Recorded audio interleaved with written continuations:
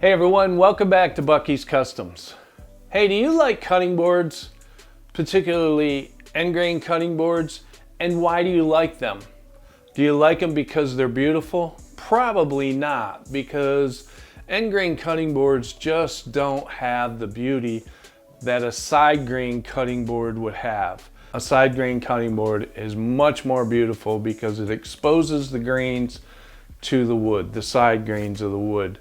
An end grain cutting board, however, is much more durable. It hides knife marks and will last you a lifetime. In this video, I'm going to show you how I make end grain cutting boards. So stay with us. Okay, what I'm going to do now is I'm going to take that small pile of lumber that I had. This is how I get it in. It's usually face smooth, some of it isn't, some of it's like it's got to be trimmed out, but this is kind of what I select from my friend's furniture place, and some of it's rough on one side, so it's the right length that I like it. I only have a small joiner, so I'm going to try to leave this the same length, and I'm going to use my table saw to clean these edges up and get these to a manageable size so that I can side glue them together like so. Alright, so that's what we're going to do now.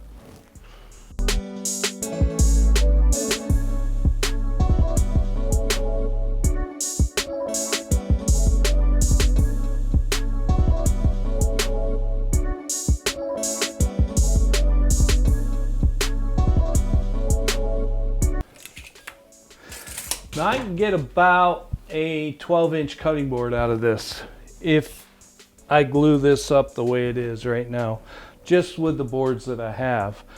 Now, these are about 32 inches long. I can probably get 32 inches out of it.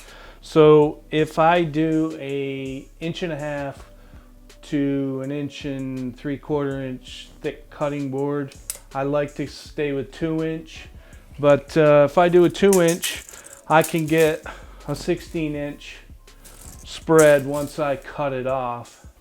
That'll give me 16, when I cut these off and turn them up, that's what we're gonna do to get the end grain. When I cut them off 2-inch, that's gonna give me 16 pieces. This is about 3/4 of an inch. So it's gonna be about a 12 by 14 cutting board. It's kind of small, on the smaller side, but I think it'll look all right. I wanna make sure I joint all the edges the best I can, and ones that need to be fitted, we're gonna fine tune all this. This will take a little bit of time, but once we get that done, we can go on to the next step. I went through the joiner a little bit there. I've got everything put together. I think I need to do one more right here. I need to get this one jointed, and that's what we're going to do now. Okay, that'll be good. Now what we need to do is just get these in some clamps, get them glued up, and we'll get back at this tomorrow morning.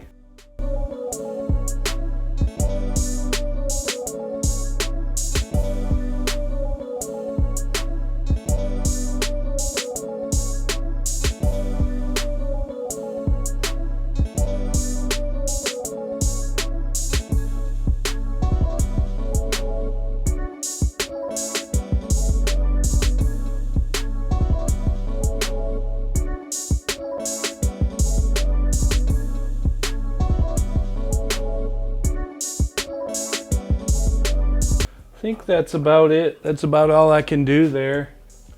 I don't want to over squeeze it. You can see these boards are not the same thickness. I told you that in the beginning. That's why we need to plane them. This is going to make a small diameter cutting board, so I'm not concerned about the thickness of it. Basically, it's going to be a utilized cutting board. We'll let this dry overnight, and in the morning we'll take them out of the clamps and we'll get it planed. Okay, it's been 12 hours. We're going to unclamp our first glue up for this end grain cutting board. So let's take these off first. I can guarantee to you that it is not flat. I can guarantee that it's not straight, but we'll get it there. That's what we have all these other tools for. First thing we're gonna do is I'm going to go to my drum sander and I'm gonna put some 40 grit in it, or 60 grit maybe, and we're gonna take off slowly what we can to get one side flat, and then I'm gonna run the other side through the planer. So here we go.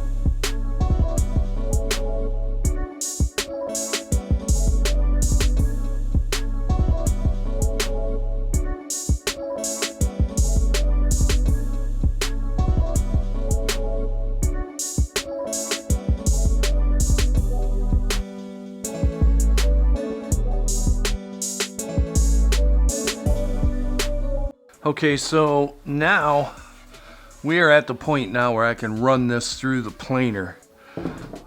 I'm touching on outside, I'm touching on this one in the middle, so I do have a flat surface. I could flip it over and run it through the planer and get this side totally flat, perpendicular or parallel to the opposite side.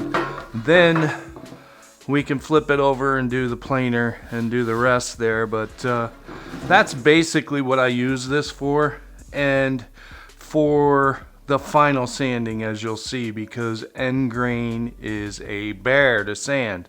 So this works much better for end grain, and helps, you know, you got to take little passes with it because you'll burn the wood if you don't. But it eventually will work it out and save you all that hand sanding. Now, I still do hand sanding. I always do hand sanding. It's what we do. When you make a cutting board, you want it as smooth as you can get it. I only go to 220, but I like it smooth. So that's what I'm gonna do now. I'm gonna back this up out of the way and we're gonna get the planer going.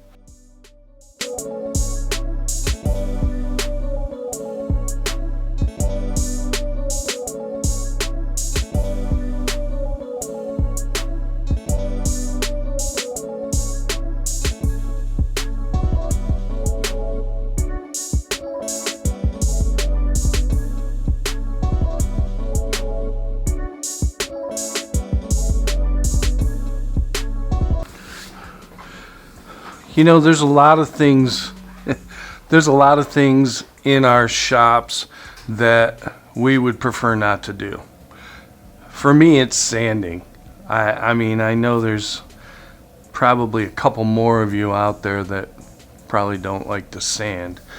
The reason why I don't like to sand is because it's that last process. I just want to get to finishing and see what I've created. But in order to make that end product as beautiful as you want it to be, you have to sand.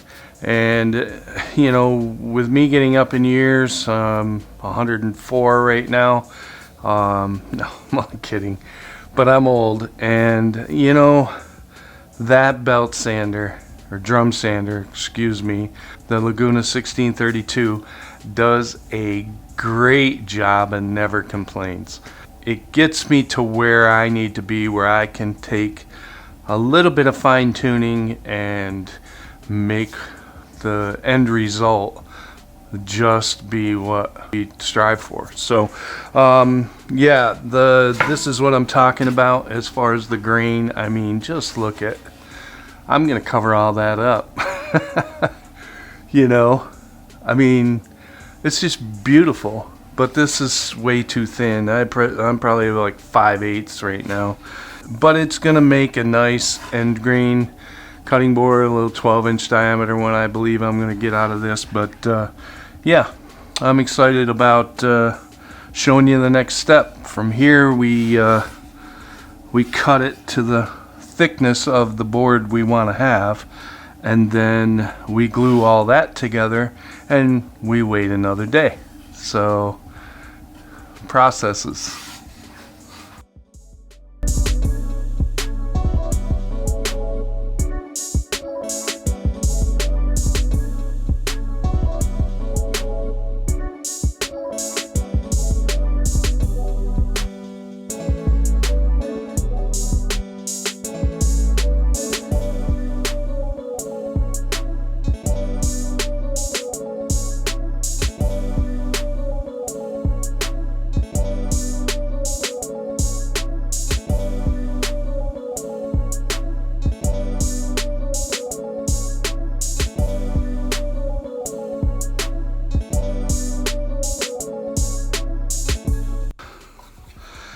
Okay, I normally wouldn't do something like that, but you know, I've seen other videos on these type of tools and these type of hold down devices, and I will tell you what, I'm really impressed with this.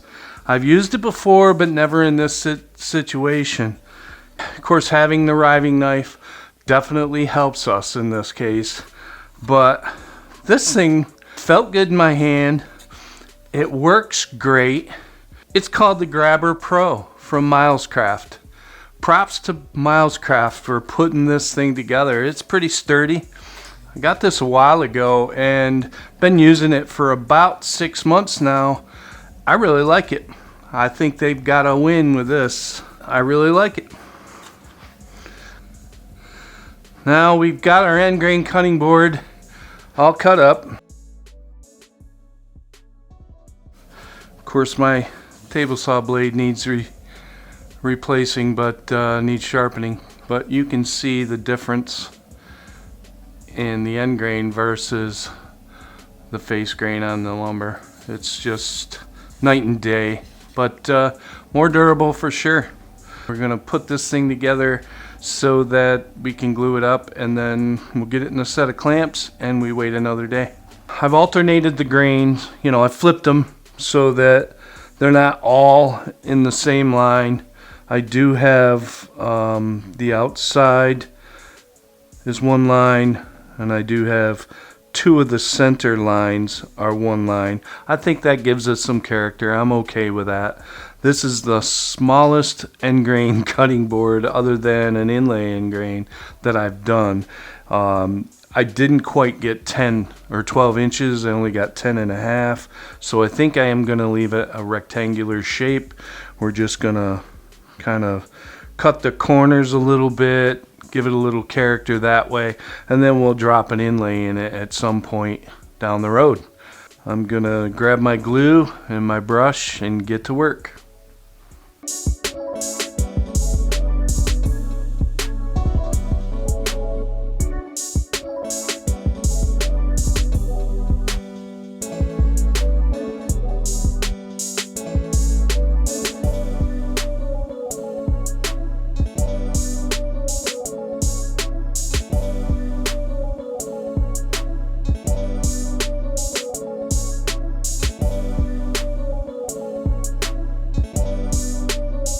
That's what it takes to make a cutting board, an end grain cutting board. And it's not a fancy thing either, you know. I mean, they go together fairly fast because you just got to make sure that your grain is alternating to give it as much chance to stay flat as possible.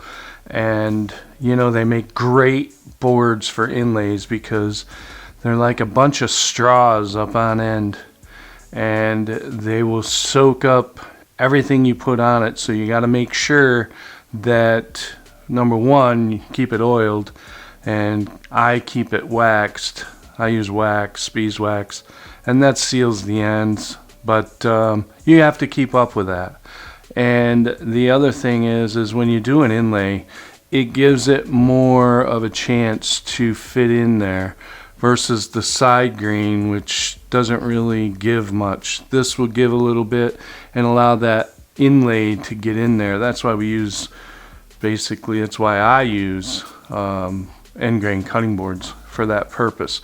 And you make the inlay end grain as well, so that it's like they do this, which is kind of cool. So yeah, we'll wait another day and go from there.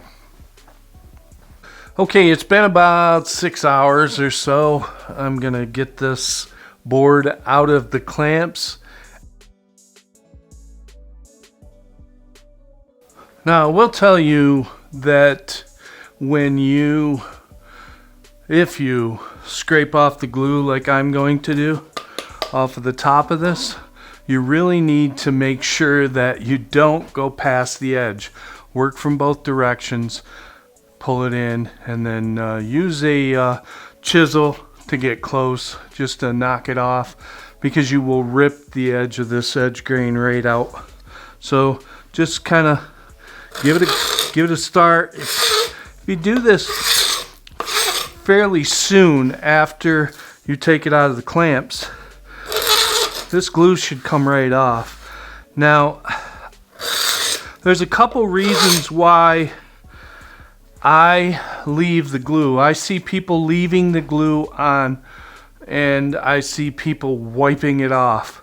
I do not like to wipe it off. The only reason I don't like doing that is because we can push it in the grain, especially the end grain. I don't want to push it in there.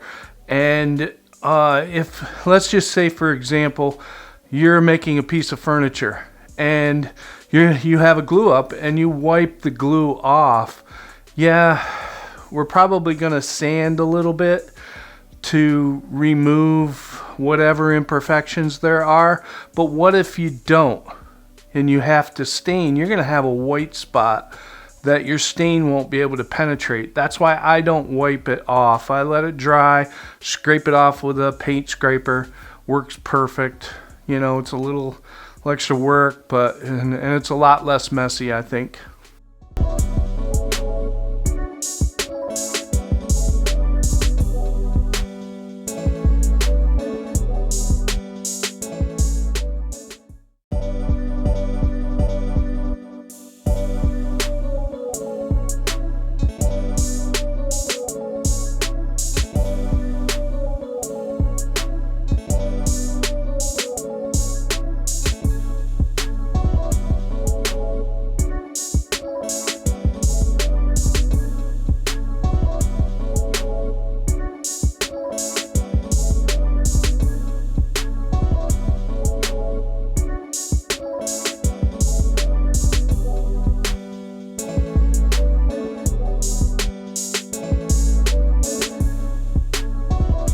Making an end grain cutting board is pretty involved.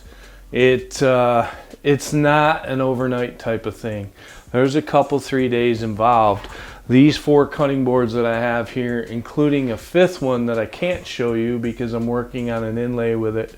I don't want to spoil that series by showing it too soon. But at any rate, they do take a while to do. These 4 and 5 actually took me almost 2 weeks to produce. That's not every day, but I had to spread it out. There was, you know, I had other projects I was doing and all that, so I had to fit these in, and that's kind of what I did here. So this is what I got for the inlay series. You know, I think they came out pretty good. I think the nicest looking one out of all of them was this walnut, and you can see that the grain on this is much larger on this walnut one than it was on the maple or the cherry. For the most part, they're built for durability, not built for beauty. So I hope you enjoyed watching, and If you like the video, I hope you click a like button. And if you haven't subscribed to my channel and you want to see more content, click the subscribe button. Make sure you ring the notification bell, and YouTube will let you know when I post again. So, hey, until next time, everyone, be safe out there.